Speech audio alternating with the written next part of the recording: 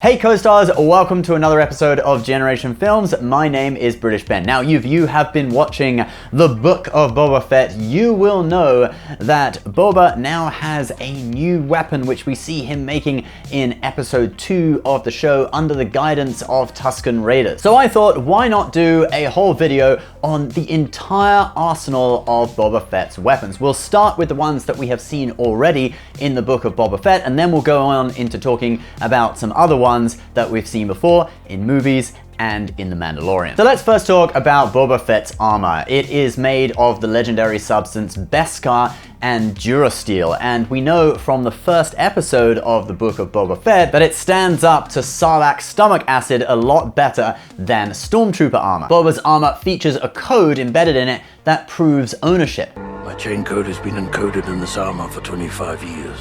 See, this is me, Boba Fett. It's a chain code, so he owns it on the blockchain, kind of like an NFT. Maybe he's got a Bored Ape in there as well. Now, Jawas don't seem to respect this chain code, but other Mandalorians do, and thus Boba is able to get his armor back when the Mandalorian finds it in the second season of that show. Within the armor are embedded several weapons, the first of which we see at the beginning of the Book of Boba Fett, which is the arm-mounted flamethrower. Now, it's officially called the ZX Miniature Flame Projector. Boba uses this to burn through the body of the Sarlacc and escape the Sarlacc pit. We do also see this weapon in action briefly in Attack of the Clones, where the same armor was worn by Boba's father, Jango. The next weapon that we see in the Book of Boba Fett is the MM9 Mini Concussion Rocket Launcher, which is mounted on the left gauntlet of the armor. It was mounted a short distance away from the arm to avoid the problem of blowing your own hand off if you moved your wrist the wrong way when it fired. The weapon could be fitted with a variety of different rockets, including the 12A anti-personnel rocket, which was used by both Jango and Boba Fett.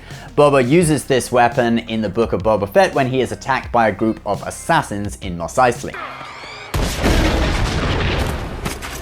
The gauntlets of the armor themselves also serve as defensive weapons to deflect attacks with physical and energy weapons. Next up, we have Boba's original blaster that he uses in the movies and still possesses in the Book of Boba Fett, and that would be the EE3 carbine rifle, manufactured by Blastech Industries. The rifle was outfitted with a scope and was capable of firing 3-round bursts at long ranges. In the Book of Boba Fett, we are yet to see Boba fire a shot, although he has walked around with the rifle and pointed it at people. In addition to the rifle, Boba sometimes also uses smaller blasters that he stows away in cowboy-style holsters on the hip. And now that brings us to the new Tusken Raider weapon that we see in episode 2 of the Book of Boba Fett. Now, you might not remember, but you've actually seen this weapon before in The Mandalorian, where Boba uses it to fight a load of stormtroopers, and the weapon is able to smash through stormtrooper armor, and it had a spike on the bottom for stabbing. Now, in the second episode of the Book of Boba Fett, we see how this weapon is made.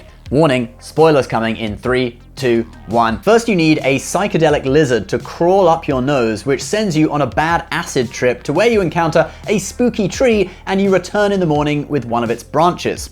The branch is then chiseled into the weapon and a metal spike is added to the bottom to make it staff length. Now, these weapons were known as gaffy sticks, and Luke Skywalker actually mentions that term as far back as in A New Hope. It looks like the Sand People did this all right. Look, there's gaffy sticks, bantha tracks. It's just, I've never heard them hitting anything this big before. But the gaffy stick, which is the traditional melee weapon of the Tusken Raiders, is actually based off of a real tribal weapon from Fiji called the... You can see it is a very similar design to the one in the Book of Boba Fett, except you probably don't have to go on an acid trip to make it. In addition to using it as a fighting stick, there were other uses as well. You could use it as a toothpick to clean out the teeth of your bantha.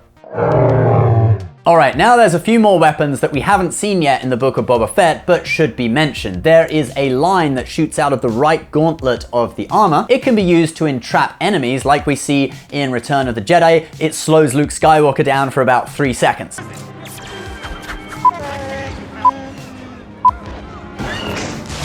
Then we have the Z6 Jetpack. Now, this was worn by Mandalorians throughout the entire galaxy. It could lift the wearer up to heights of about 70 meters. It's handy if you wanted to get away from an enemy quickly,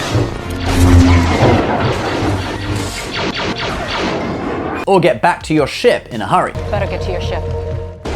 But for some reason, like one of those old televisions that you can fix by just banging the top of it, the Z6 jetpack could be activated by just hitting it on the back. At the pit of Carkoon, Boba was going to fire the mini concussion rocket launcher when Han accidentally hits him with a stick, and yeah, he ends up in the Sarlacc pit. Maybe that's why we haven't seen Boba Fett use the jetpack yet in the book of Boba Fett. It brings back bad memories.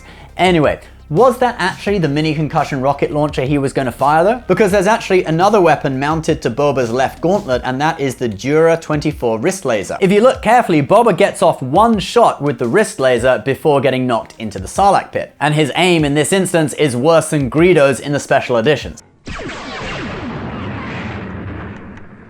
Han shot first. The wrist laser had the power of a standard blaster with a range of about 50 meters, and it actually had 2 barrels, so it could take out 2 targets at the same time. Speaking of taking out 2 targets, Boba also had knee-mounted mini missile launchers that could do the same thing. But what if the target was further away and bigger? Well, then you would need the last weapon that we are going to talk about in this video: the jetpack mounted rocket launcher. This rocket could be fired using a targeting system in the helmet and could take out small ships. The weapon had the ability to lock onto targets, but it wasn't that accurate, sometimes hitting the wrong ship. Nice shot. I was aiming for the other one. And that line actually makes no sense to me. Why would Boba Fett aim for the bottom one, okay? When he hits the top one, it takes out both ships. Surely you would aim for the one that is higher up, hoping that it would fall out of the sky and take out the other one. Maybe he did aim for the bottom one, but the missile overrid him. It decided itself that that was a better option. I don't know, I'll leave it to you to decide. All right guys, that is Boba Fett's entire arsenal. If I miss any obscure weapons, leave them in the comments down below. And guys, if you want to do what we do, talk about fictional sci-fi weapons or any other topic for that matter on YouTube and get paid for doing it, why not check out our course, YouTube Viral Mastery. It's a course on how my business partner and I built 9 YouTube channels with over 2 million subscribers. It's been a heck of a ride thanks to you guys. So if you're an aspiring YouTuber, as a free preview of the course, just click below and check out our masterclass on how to start a 6-figure YouTube channel without making all the stupid mistakes we've made along the way. Interested? Check out the details below. As always guys, please subscribe if you're new, leave your comments below, and we'll see you next time. Bye bye.